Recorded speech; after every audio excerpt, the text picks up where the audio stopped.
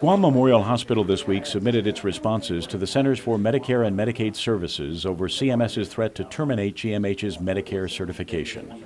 GMH spokesman Ed Chrysostomos says the responses were sent out Monday night electronically and a hard copy was mailed out Tuesday.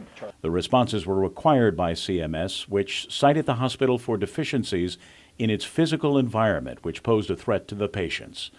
But there were 78 pages of deficiencies that went far beyond physical environmental concerns that the hospital had to respond to as well, all of which Chrysostomos says were answered, and some of those issues were discussed last night at the GMH Board meeting, including the privacy of medical records. It will treat the privacy problem, the one with the issue with the Medicare, because they're complaining there's no privacy. At least if they have that room, you can give your discharge there in your instructions. There's some privacy, and not everybody can hear it in the That was one of the concerns. room. And that would solve one of the CMS the other problem. tags. Another issue raised by Medicare was the failure of physicians to update medical charts for patients in a timely manner.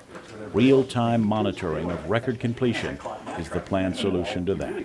So as part of our CMS, citation response, we will try to capture that at that floor, so that hopefully, those records that need to be signed within 24 hours will be signed within 24 hours, and thus we will be compliant.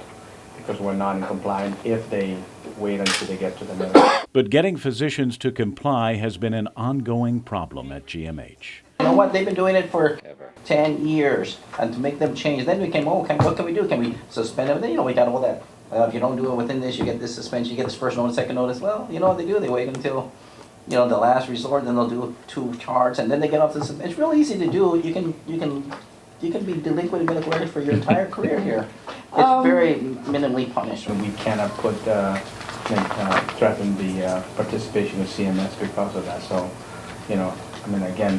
I'm hoping that they have a buy-in from the medical staff to step up to the challenge. And that led to a discussion of disciplining doctors. Perhaps a threat to report them to the National Practitioner Data Bank would have a change of attitude, perhaps. Rather than just going through the MEC and the medical staff, we're going to provide a report card to the board, whether it's quarterly because they're on focus review, or through their, and when they have reapply on a report card that says you've been delinquent too many times, then that will be the public discussion.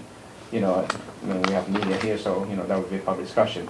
The discussion has to do with suspension of physician performance and how we grant them privileges. The consensus seemed to be to start making physicians more accountable by treating them more like other hospital employees. You take these few violators, which bollocks up the whole thing, and we fix it by making them be more responsible and accountable and transparent on what they're doing.